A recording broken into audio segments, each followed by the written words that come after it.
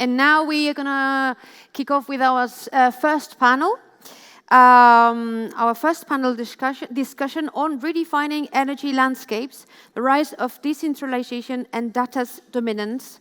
And for that, I invite Héctor Lucas Forasté, pre-sales engineer at PVcase, Alberto Méndez Rebollo, CEO founder at Plexigrid, CEO and co-founder at Plexigrid, and Lacey Montague, Chief Strategy Officer at IMServ. To moderate this panel discussion, we count on Moritz Belling, investor at Earlybird. Welcome to the stage, all of you, and you can start whenever you want. As you can see, they are going to line up a few chairs to start the debate, and as soon as this is ready, we're going to start with the panel discussion. Thank you.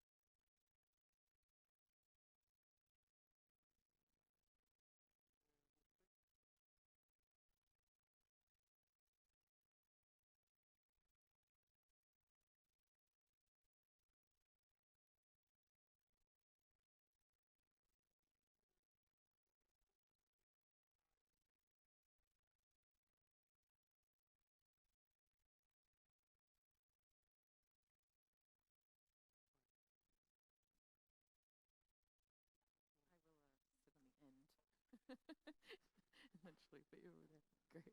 Thanks.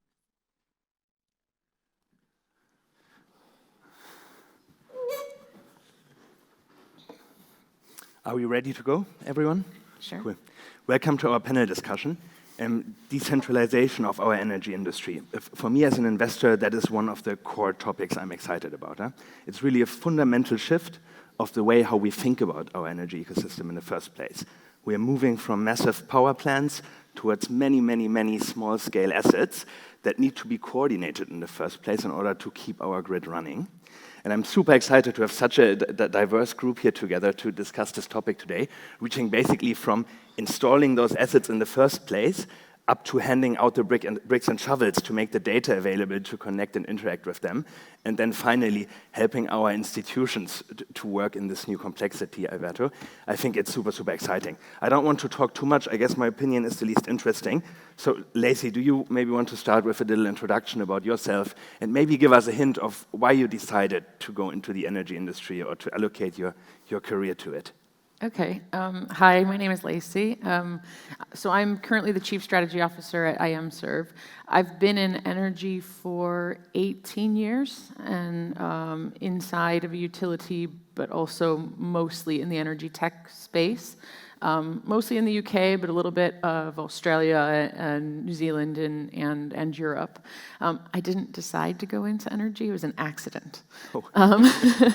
I think I was an accountant once upon a time, and finance and data kind of was right at the core of everything I did. So it naturally led me into energy tech. I decided to stay because once you gain a certain level of knowledge, there's kind of endless opportunities to get involved, fix things, innovate. So it's an exciting space to be in. Cool, top. We're going to talk about later about the data layer and how you're going to enable decentralization. But Alberto, maybe you continue with the introduction. Well, in my case, it was not an accident, but I had kind of two epiphanies. One was, okay, what to do with your life? What should you study? Would you like to study? And over time, I did industrial engineering, and then I had to do the master's, and then I was old enough to understand that, okay, energy is the thing, and I wanted to work with renewables, which I did for over a decade. And then I had a second epiphany in relation to what you mentioned. What happens now with all this massive decentralization? Who's going to take care of that? Is the grid prepared? Is the technology? And I knew the answers, right? As an electrical engineer, the answer is no, it's not prepared. And so yeah, then we took this crazy decision to leave everything behind and move to solve this problem. So for me, I can remember these two specific moments. Yeah. Super exciting. Last but not least, Hector, what about yourself? Yeah. What made you move into the energy industry, and what are you doing in it in the first place? Sure. Well, in my case, I think it was more about a goal that I had when I started my engineering. I didn't have the chance to go in depth within the solar industry, but when I did my master's, I had the chance to actually invest time on that, learn more about the topic, and I started my path within the solar industry, within the inorganic chemistry. So this was like developing solar modules, etc., and going through the recycling processes. It was very nice and a great experience, but then as I am part of the engineering team, I knew that I had to go back to more or less managing and designing, etc. So that's what I did. From the lab, I jumped into designing, project management, etc. And now I am part of the PVcase team, trying to help those who are in my, let's say, previous stage, right? Trying to make things easier for them. So that's the idea. Cool. Thank you for the introductions. Maybe a little remark to the audience. We're going to have some time for Q&A left in the end, yeah? So excuse me being a bit high level. When you want to drill deeper, you will have plenty of opportunity for that in the end. We started with you, Lacey. Now we go to Alberto with the first discussion point or question point, yeah? Alberto, can you maybe on a very high level share with us what's your view on decentralization in the first place? How do you define the problem space for you in a way? And then maybe give us a little outlook on how you think the energy system of the future will look like. Well, I think you gave a very quick summary, but if you think of the 20th century's energy system, it was based on large, centralized, controllable production, mostly fossil-based, with very predictable power flows from the large power plants to the households, from the power plants to the cities to the households. And if you think of energy transition, it's exactly the opposite, one by one. It's millions of small, distributed, decentralized, weather-dependent or intermittent, non-controllable or partly controllable. You have extremely complex power flows, bidirectional power flows. You have prosumers. You have people injecting power back onto the grid. And I think it's it's an extreme change in each and every of these 5 or 6 dimensions. It's not only central, decentral. It's controllable, weather-dependent, intermittent. It's unidirectional to bidirectional. It's we run the country, we power Spain with 100 power plants. Now it will be millions of little power plants. It's a radical, very radical change of paradigm. Let me double-click. How big do you think will be the share of? Do you believe in a fully decentralized energy system, or do you think this will always be a part of it, or a small or large part of the equation? It depends on country to country, but for the most, it will be a hybrid. That's my belief. There will be parts that remain central for good reasons, and a 50-50. Perhaps some others are more 70-30, and others, it will be, for the most, a hybrid. Yeah. Lacey, maybe bringing you in here, because I think the UK is on many levels very advanced when it comes to this. First of all, do you agree with everything that was said so far? Is there anything that you would like to add? And then I would specifically like to understand where you see the UK on a timeline towards the maximum achievable in the country. So what's your vision for decentralization? Yeah, no, I agree with everything said. The hybrid, I think, is probably where it's going to land.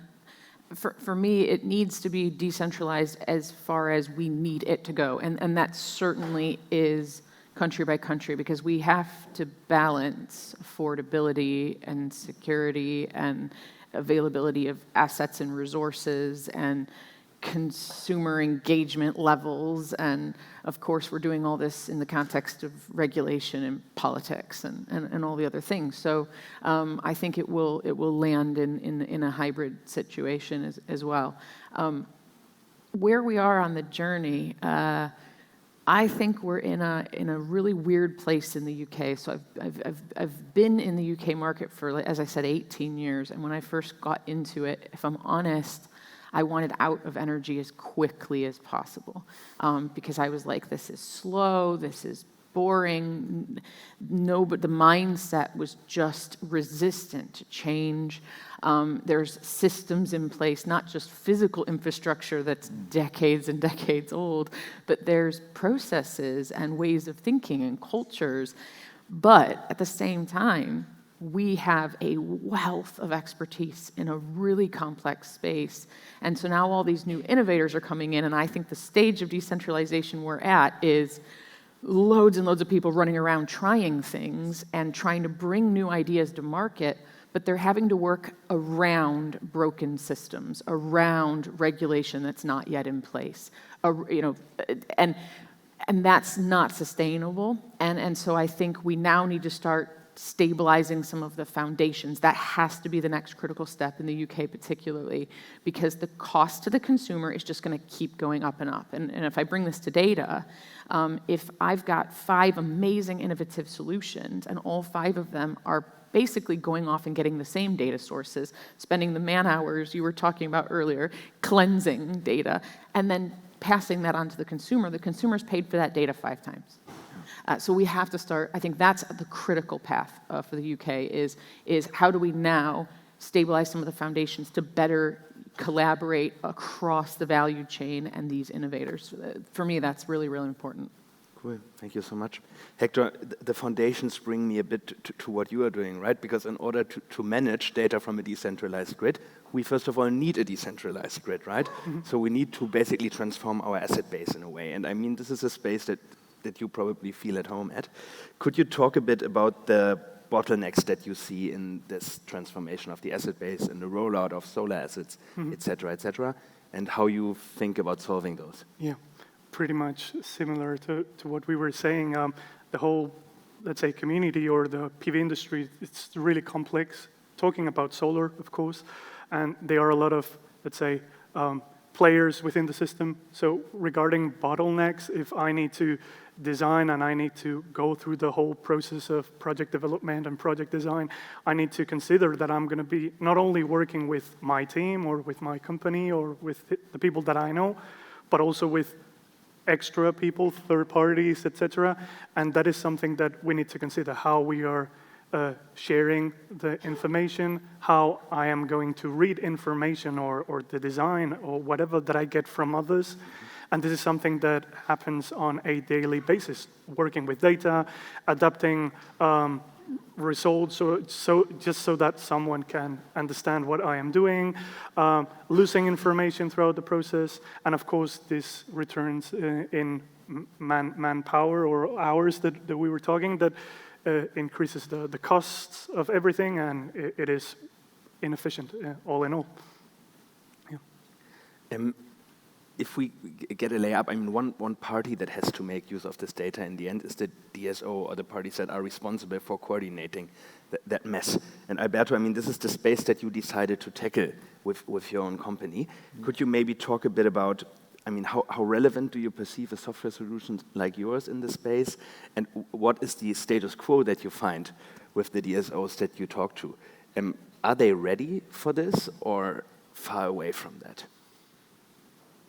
2 questions. Well, let me think through. But there are 2 big questions. But the first, this transition is going to necessitate from a complete new generation of network control technology. Yes. That's clear. Otherwise, it's not going to work. It's already not working, right? There are bottlenecks, there are curtailment, there is queues for new connections. I mean, the grid is already the largest bottleneck of energy transition, the largest cause of delays or cancellations of renewable energy projects or electrification projects. It's already not working. And in some cases, like California or something, you have perfect storm, you have absolutely.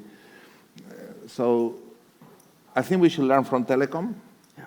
Telecom changed from analog copper fixed telephony lines to the first generation of digital telephony GSM with Ericsson, right, invented that became 2G, that became 5G, right? And I think in distribution networks, we have gone from copper over the last 40 years to more copper. And you know, clearly doesn't work for the new. So investments have to be made in the grid and some more copper, but you need to have network intelligence. And if you see in high voltage, that network intelligence exists. If you go to a TSO in transmission, there is a real-time flexible interplay between the hydropower plants, the gas plants. They have real-time visibility of what is going on. You go to a control center, they have perfect control on everything. But those networks are simple because it's a few thousands of nodes. You know, like Red Electric in Spain is 4,000 or 5,000 nodes.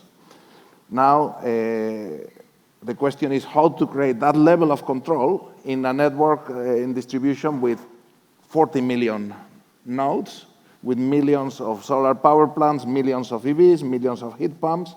And if you go to the control center of the DSO today, below 20,000 volts, that's where you have 90% of the infrastructure. They have very, very limited visibility. Yeah. So I think, you know, the role of software, the role of network intelligence, the role of a new generation of technology that provides the same visibility, the same analytical control in real time, and the same access to flexibility in real time to the DERs, the distributed energy resources.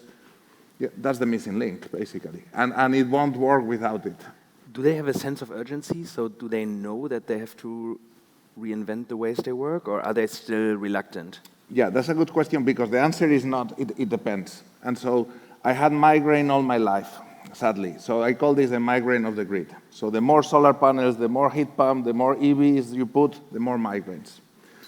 I think, so some DSOs are advanced because they have to. So if you go to Norway, 50% penetration of EVs in many parts of the country, full conversion from gas boilers to heat pumps. There is no gas boilers anymore.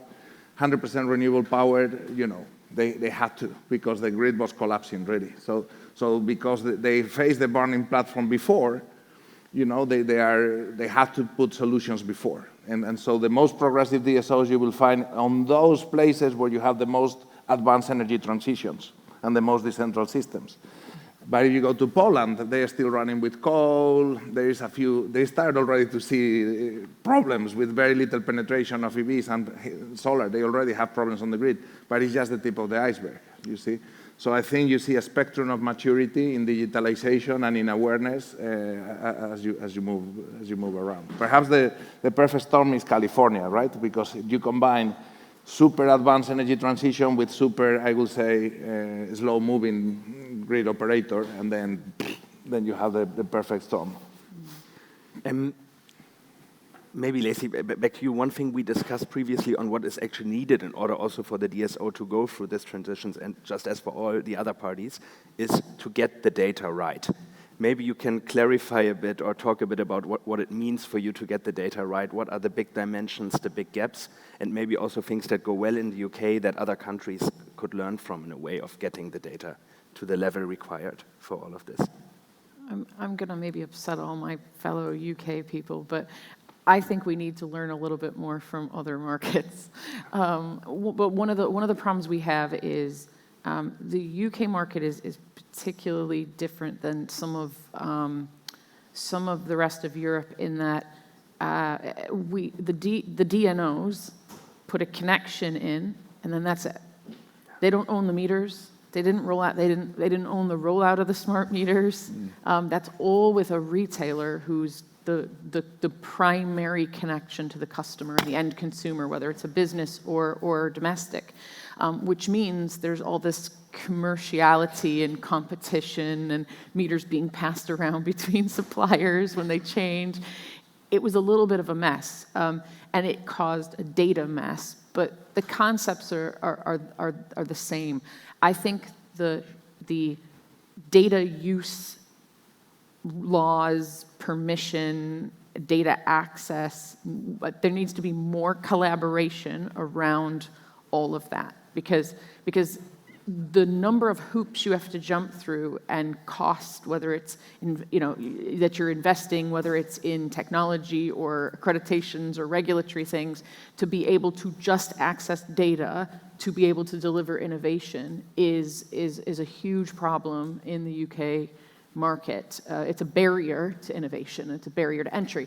And so we have most of the data control is at the retailer end and even the end users. So IMServ is a metering and data agent. So our job is to collect data and process, validate, estimate, fill in gaps, cleanse it, get it into the industry settlement and balancing processes, and give it back to the supplier.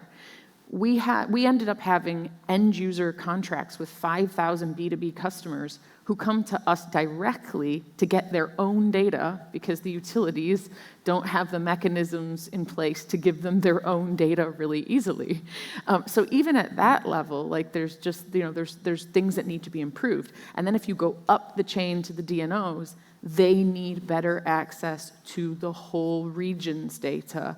So there's a lot of things going on with the central regulatory bodies and the DCC that is the kind of interoperable smart meter data collector. But we have to get those pieces. This goes back to my point about foundations. We have to get those foundations in place, and it has to be a collaborative effort so that we're not just layering cost on top of cost on top of cost. So for me, it's really about that kind of joined up, more centralized. This is a bad word to some people in the innovation space, but more centralized in some of those foundations, I think. I think it's a very good point. Just remark to the audience, one more question here, and then it's your time for your questions. So get ready, get the pen out. We are about to go around with the microphone. Maybe setting the foundation, Hector, this is the last question going to you. How can you set that foundation already when starting to think about a project, planning a project? So in the very early stages of project development, what is the role of thinking this data, already pre-thinking about how this data is going to be integrated and shared? Yeah, I think that it is, of course, really important and following pretty much the same idea as yours, Lacey. I am team of good quality in the data, right, since the beginning or since we start, because if we have access to that information from the beginning and we continue throughout the whole process, then we will solve issues that will come within the path, right? So it is really important since the beginning to have access to good quality data from the start.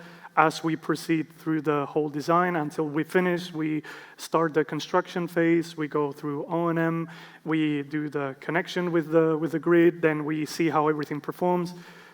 In my opinion, it is important to have good quality among the whole process or among the different phases, and this helps to solve many issues that we might have. A funny story, and this is based on my personal experience, in one of my previous projects that I was working in, because we didn't have all the information within the let's say, the ground and what we had underneath. I'm talking about pipes in this case. We didn't have access to all of the information that we could or that we should, and when we were installing, we hit one of the pipes and we, made a mess. And it's very basic, this example, but this can be scaled up into the level or onto the field that we would like to have. So if we have information and we have access to good information, that would help everyone from the beginning till the end. And this is probably my perspective. Cool. Thank you so much. Do we have any questions in the audience? Anything that you would like to ask the panelists about? A microphone coming. I am Dennis from EWE, the large utility based in Germany. And my question, or I'd like to know, is what is the perspective on energy sharing and energy communities, like we see in Austria, and what would be their impact for redefining energy landscapes and the rise of decentralization?